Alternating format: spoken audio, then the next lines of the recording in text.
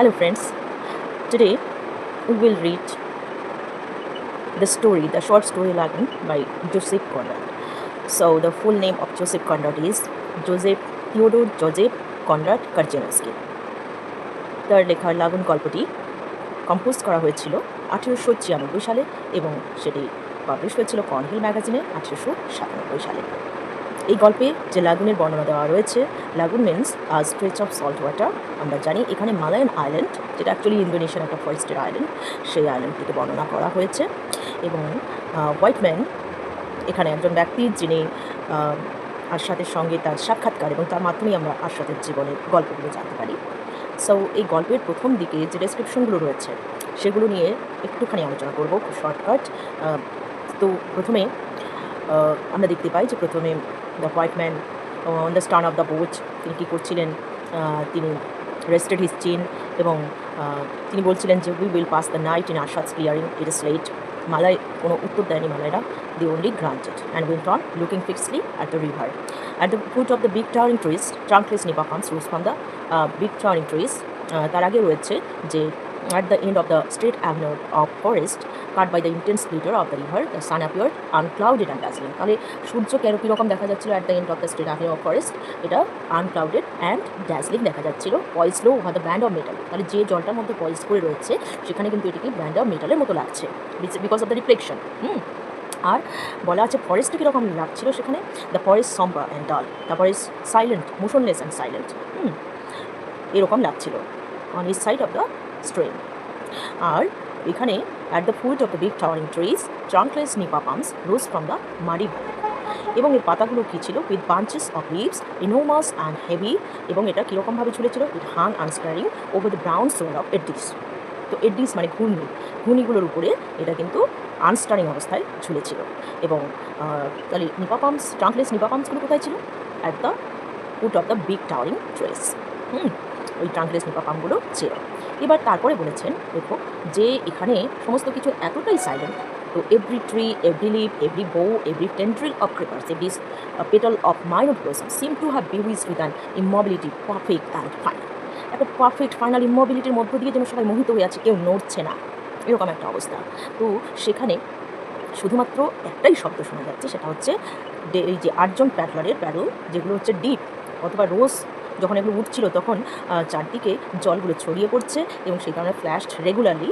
আর যে স্টিয়াসম্যান সে শুধুমাত্র একই দিকে বাইছে না, সেই কারণে সে swayed right and left and making a glinting semi circle over a set. আর মাথার উপরে একটা গ্লিন্টিং সেমি সার্কেল তৈরি করে এই যে একটা পরিস্থিতি, এই পরিস্থিতির মধ্য দিয়ে নৌকোটা বয়ে চলছে।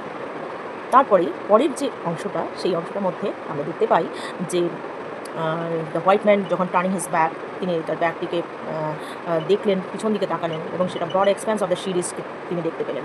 একটা সমুদ্রের প্রবেশ পথ, যেন সেখানে পোর্টাল অফ ল্যান্ড ছেড়ে সেখানে হচ্ছে তোমার একটা সমুদ্রের প্রবেশ পথ তৈরি হয়েছে।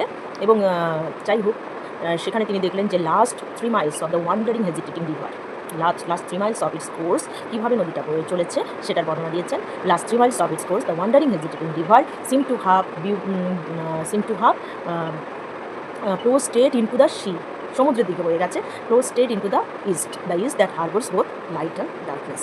যেহেতু প্রায় বিকেল হয়ে গেছে, তাই জন্য একটু লাইট অ্যান্ড ডার্কনেসের একটা ব্যাপার ছিল, আবার ফরেস্টের এলাকা, যেহেতু ফরেস্টি এলাকা। এবং stern of the boat, stern of the boat বলতে বোটের যে পিছন সাইড, ব্যাক সাইড, সেটাকে অ্যাস্টন বলা হয়েছে, আর সামনের দিকটা কিন্তু প্রো। ঠিক আছে, তো Aston of the boat repeated call of the birds কীরকম ছিল, they were discordant and feeble. Okay, the repeated calls of the birds were discordant and feeble এবং they reached the other shore of the sea. তো এরপরে যে ঘটনা ঘটলো সেটা একটা ক্যাটাস্ট্রফিক ঘটনা। সেটা হচ্ছে সাডেনলি দ্য স্টিয়াসম্যান কী করলো, ডাক his paddle into the stream. এবং তারপরে তিনি কী করলেন, হেল্ড হার্ট উইথ স্টিফেন্ড আর্মস, শক্ত হাত দিয়ে শক্ত করে ধরলেন। ধরার পরে যেটা করে গেল সেটা হচ্ছে যে প্রচণ্ড শক্তি প্রয়োগ করার জন্য হিজ বডি থ্রোন ফরওয়ার্ড, সামনের দিকে ঝুঁকে গেল।